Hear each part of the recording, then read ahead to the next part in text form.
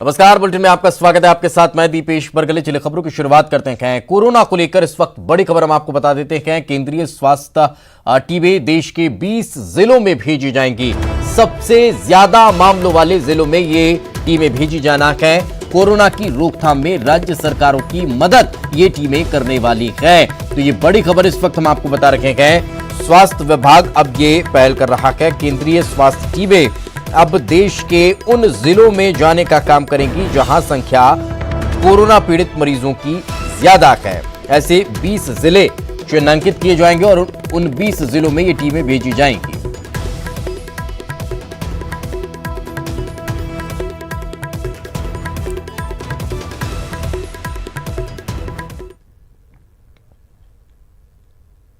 तो कोरोना पीड़ित मरीजों के मामले में मध्य प्रदेश का क्या अपडेट है वो आपको बता देते हैं। 2849 कोरोना पॉजिटिव मरीज अब तक प्रदेश में मिल चुके हैं। 876 मरीज रिकवर कर पाए हैं। तो अब तक 155 लोगों की मौत कोरोना की वजह से हो चुकी है। इंदौर में आज 23 और भोपाल में 15 नए मरीज मिले हैं। धार में 4, रायसेन और मुरैना में एक मामला सामने आ चुका है।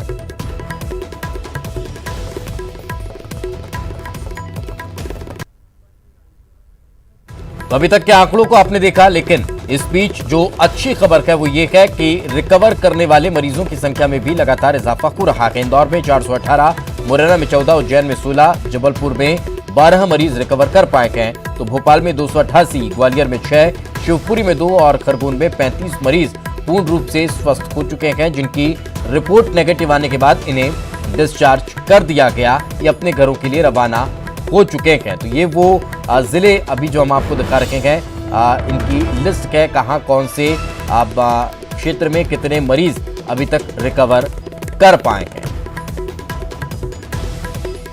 तो बड़वानी 23, विदिशा 13, होशंगाबाद 19, रायसेन में 1 मरीज जो है वो पूर्ण रूप से स्वस्थ हुआ, जिसे रिपोर्ट नेगेटिव आने के बाद अस्पताल से छुट्टी दे दी गई। खंडवा में 13, धार में 14, देवास में 11 और शाजापुर में 6 मरीज पूर्ण रूप से स्वस्थ हुए, जिन्हें अस्पताल से डिस्चार्ज कर दिया गया।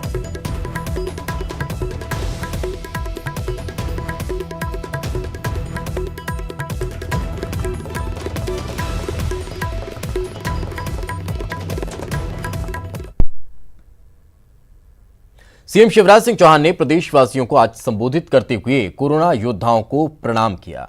उन्होंने कहा कि देश कोरोना को लेकर लड़ाई लड़ रहा है। पीएम मोदी ने कोरोना लड़ाई को नई दिशा दी है। सीएम ने कहा कि संकट से पूरी तरह जीतना है तो अनुशासन जरूरी है। साथ ही उन्होंने कहा कि लॉकडाउन के दौरान सभी स्कूल, कॉलेज, कोचिंग सेंटर बंद रहेंगे।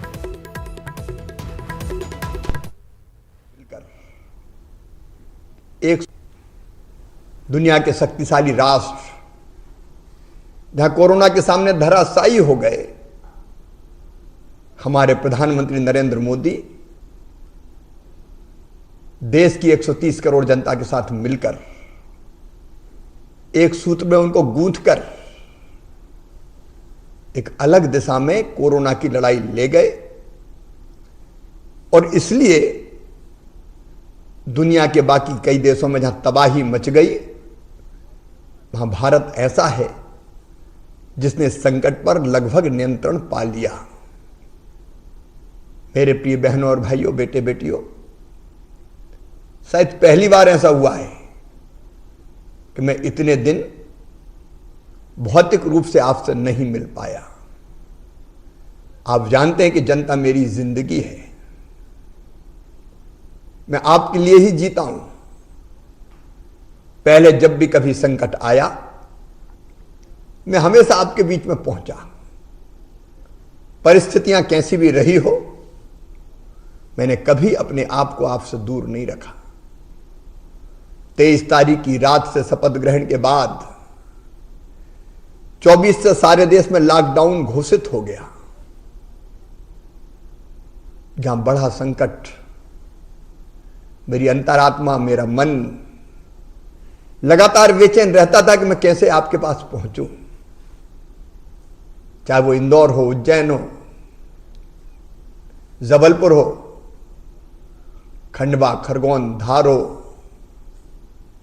रतलाम मंदसौर हो, मुरैना हो, ग्वालियर हो, अलग अलग हिस्सों में जहां जहां इस संकट ने दस्तक दी, मुझे लगा कि मैं दौड़ के आपके पास पहुंच जाऊं, लेकिन भौतिक रूप से नहीं आ सका, क्योंकि लॉकडाउन ने मुझे बांध रखा था। मैं भी मर्यादाओं में बंधा हुआ था। किस मुश्किल से मैंने अपने आप को रोका, ये मैं ही जानता हूं। दूसरे राज्यों से आने वाले मजदूरों का किराया सरकार के द्वारा दिया जाएगा। सीएम शिवराज ने आज ट्वीट कर इस बात का जिक्र किया। संकट की इस घड़ी में मेरे श्रमिक बहन भाई जरा भी चिंता न करें, आपके साथ पूरी ताकत के साथ खड़ा हूं। स्पेशल ट्रेन से आपको लाने की कोशिश जारी है। केंद्र सरकार और रेल मंत्रालय के साथ मिलकर कोशिश कर रहे हैं। आपका किराया भी प्रदेश सरकार वहन करेगी।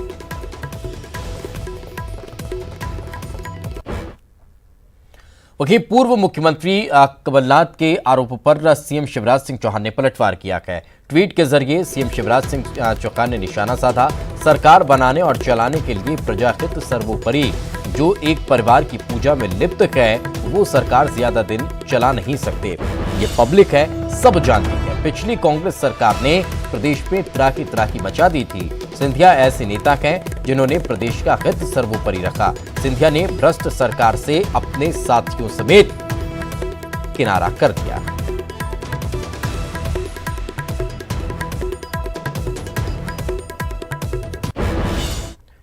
खबर भोपाल से, जहां लॉकडाउन को लेकर अब सख्त पुलिस कुर्ती नजर आ रही है। लॉकडाउन तोड़ने वालों पर कार्रवाई की गई है। 2 युवकों से उठक बैठक लगवाई गई है।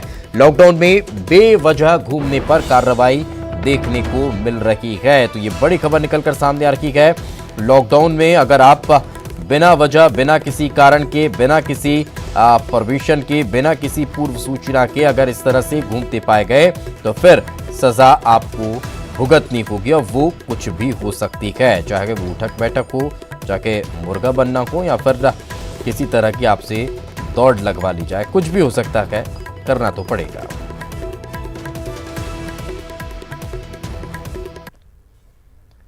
खबर इंदौर से, जहां पर 2 बाइक सवार की पिटाई का मामला सामने आया है। पुलिस ने पिटाई कर दी है। एक बाइक पर 2 लोगों के सवार होने पर कार्रवाई की गई है। इंदौर में एक बाइक पर 2 लोगों के बैठने पर प्रतिबंध था। उसके बाद अगर 2 लोग बैठे हुए पाए गए तो फिर पुलिस ने इन्हें भी सबक सिखा दिया।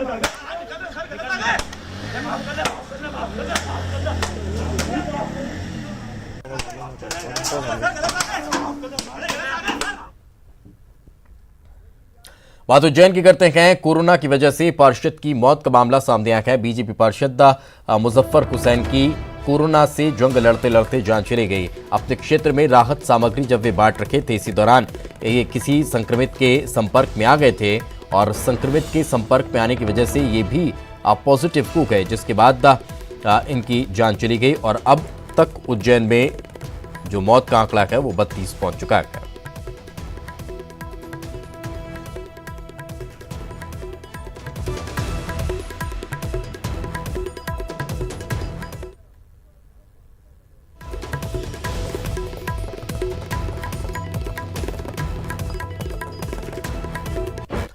और चलिए अब आपको 2 तस्वीरें दिखाते हैं, जिसमें पहली तस्वीर आज की है, जहां ग्वालियर में 22 मुसाफिरों को ले जा रहा ट्रक पकड़ाया है, जो इंदौर से यूपी जा रहा था। मुसाफिरों को प्याज के बोरों में छिपाकर बैठाया गया था। तो वहीं दूसरी तस्वीर जो है वो इंदौर की है, जहां कल एक मिक्सचर मशीन में चोरी छिपे 18 लोग जा रहे थे, लेकिन पुलिस ने मौके पर ही सभी लोगों को पकड़ लिया और उसके बाद ड्राइवर के खिलाफ मामला दर्ज किया।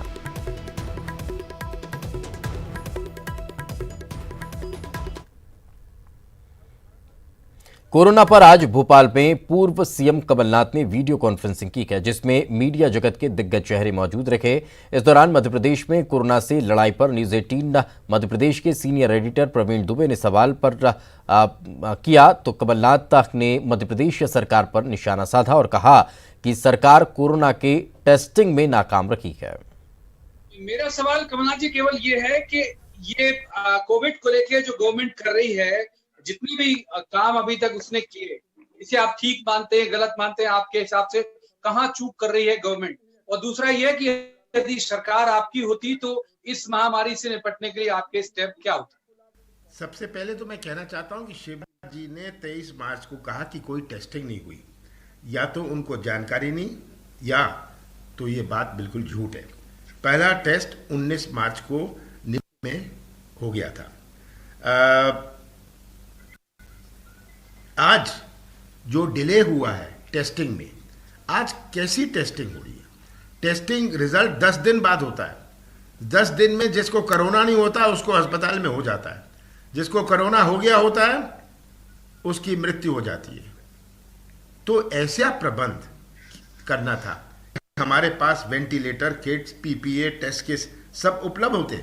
मैं तो एक साफ प्रश्न पूछता हूं इस गवर्नमेंट से, ये घोषित करें कि कितनी प्रोक्योरमेंट हुई है 24 मार्च से लेके आज तक, वेंटिलेटर्स की, किट्स की, पीपीईज की, टेस्ट किट्स की कितनी उन्होंने उपलब्ध कराई है।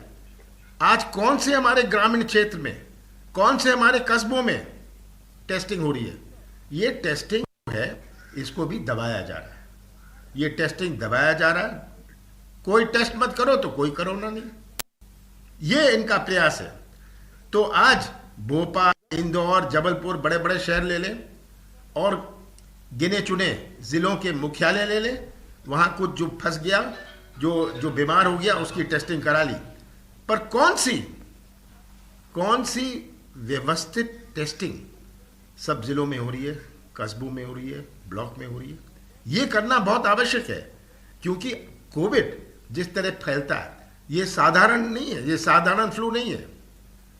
तो ये कितनी कमी रही है। और अगर हम गवर्नमेंट में होते, का प्रश्न है, सबसे पहले हमारा प्रयास रहता कि जो वेंटिलेटर है, किट्स हैं, पीपीईज हैं, टेस्टिंग किट्स हैं, हम इसे खरीदते, हम इसे उपलब्ध करते और उनको उपलब्ध करके जिले जिले में डालते।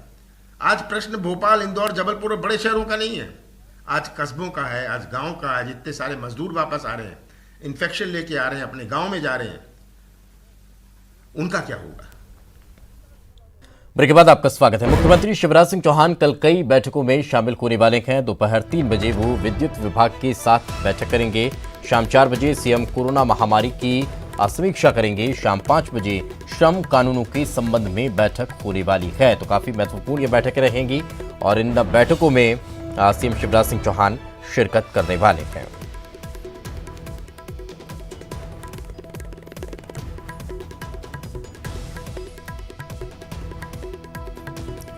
तो दोपहर 3 बजे विद्युत विभाग के साथ चर्चा होगी, बैठक होगी। 4 बजे कोरोना महामारी की समीक्षा सीएम करेंगे और शाम 5 बजे श्रम कानूनों के संबंध में बैठक होने वाली है।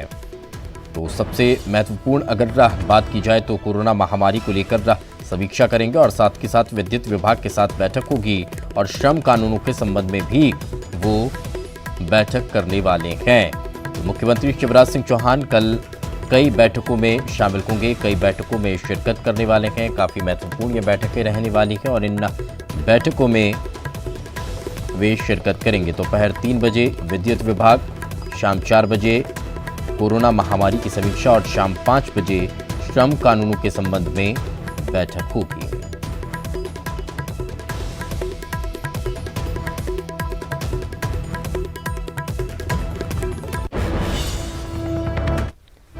तो ये 3 महत्वपूर्ण बैठक कल होने जा रही है और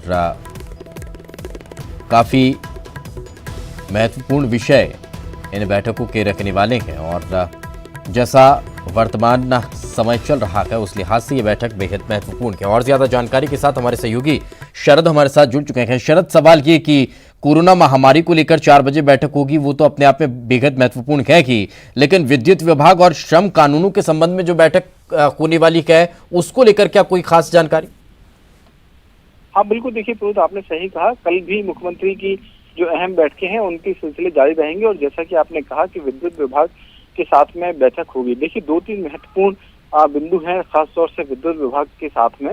एक तो ये कि गर्मी के दिन अब शुरू हो चुके हैं, लिहाजा जो बिजली की खपत है वो ज्यादा बढ़ जाएगी। ऐसे में जो आपूर्ति है उसको बनाए रखने के लिए और व्यवस्था बनी रहे, बिजली के लिहाज से भी सप्लाई बनी रहे, उसको लेकर आखिरकार क्या कुछ रणनीति रहेगी विद्युत विभाग की, उस पर चर्चा होगी। और एक और महत्वपूर्ण जो बिंदु है वो संभवतः बिजली के बिल को लेकर हो सकता है, क्योंकि जब से कोरोना महामारी हुई है तब से बिजली के बिल पिछली बार आंकलित खपत के हिसाब से भेजे गए थे। तो बिजली बिल की वसूली अब आने वाले दिनों में कब कैसे की जाएगी, उसकी प्रक्रिया क्या रहेगी, क्या होगी भी या नहीं होगी, तो ये बहुत सारे जो पहलू हैं उनको लेकर चर्चा होगी। 3 बजे जो बैठक तय की गई है। और दूसरी बैठक जिसके बारे में आपने कहा कि श्रम कानूनों के संबंध में, तो दरअसल आज ही जब मुख्यमंत्री प्रदेश की जनता को संबोधित कर रहे थे तो उन्होंने ये बात कही है कि वो मध्य प्रदेश में ऐसी जो औद्योगिक नीति को लागू करना चाहते हैं जो आने वाले वक्त में ज्यादा से ज्यादा निवेश को मध्य प्रदेश में बढ़ावा दे सके।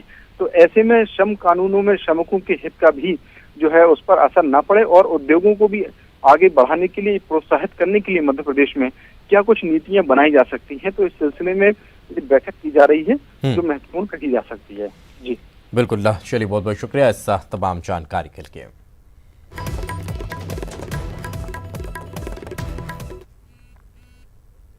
आगे बढ़ते हैं खबर सिंगरौली से, जहां पर 2 गुटों में खूनी संघर्ष हो गया। जमीन विवाद में मारपीट हुई, 2 लोगों की मौत का मामला सामने आया है। 6 जख्मी संघर्ष में हुए हैं और अब पुलिस पूरे मामले की जांच पड़ताल में जुटी हुई है। जानकारी है उसके अनुसार जियावन थाना क्षेत्र के अंतर्गत ग्राम खमरिया में 2 पक्षों के बीच में जमीनी विवाद को लेकर आपस में मारपीट हुई है।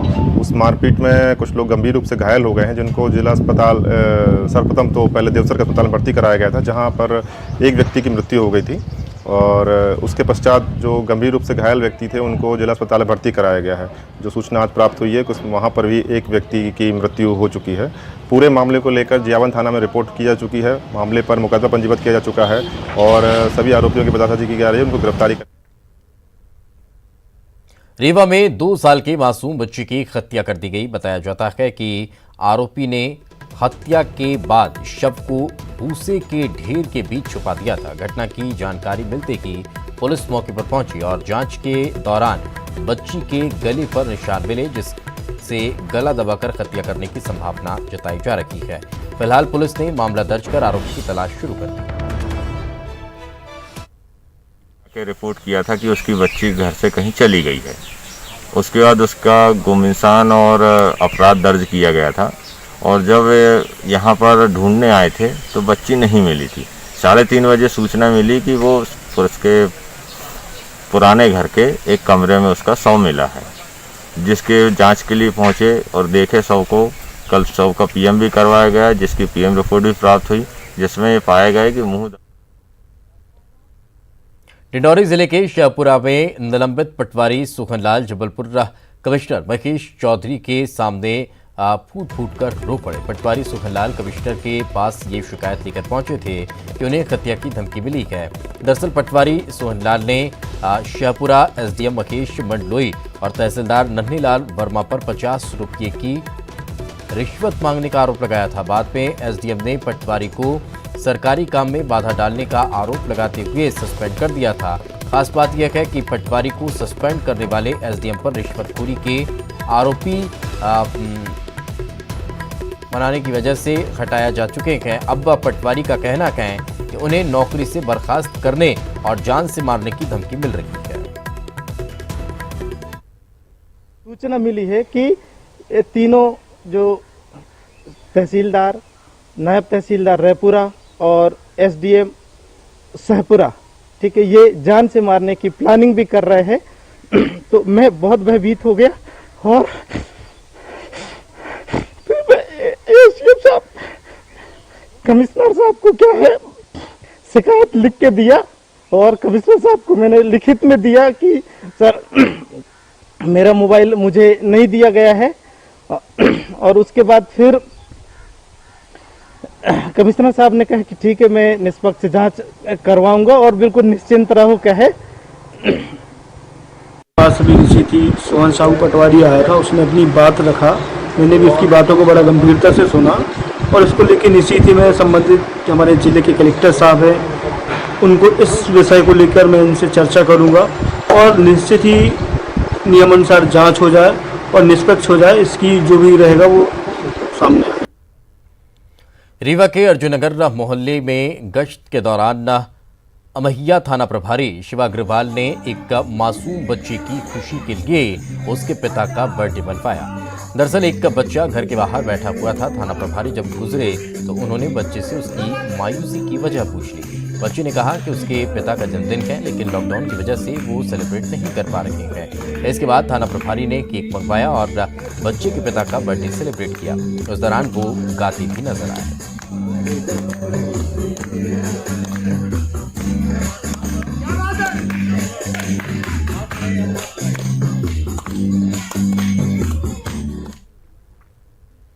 लॉकडाउन में हमारे योद्धा डटकर काम कर रहे हैं, इसीलिए हमारे तीनों सेनाओं ने मिलकर आज उनका सम्मान किया।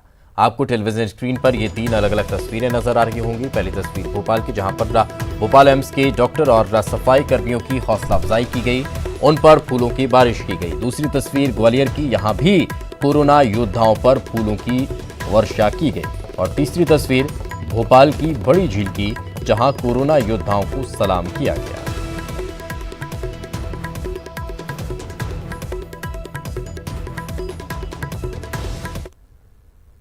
देश की वायुसेना, थल सेना और नौसेना ने कोरोना वॉरियर्स को सलाम किया है। तस्वीरें आपके टेलीविजन स्क्रीन पर है, जहां किस तरह से वायुसेना, नौसेना और थल सेना ने कोरोना वॉरियर्स का सम्मान कर उन्हें सलाम किया।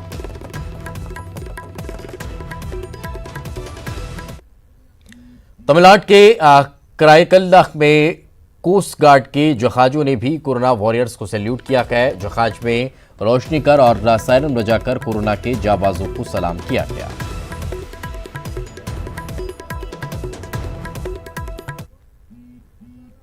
और चलिए इसी के साथ इस बुलेटिन में फिलहाल इतना ही। खबरें लगातार जारी हैं।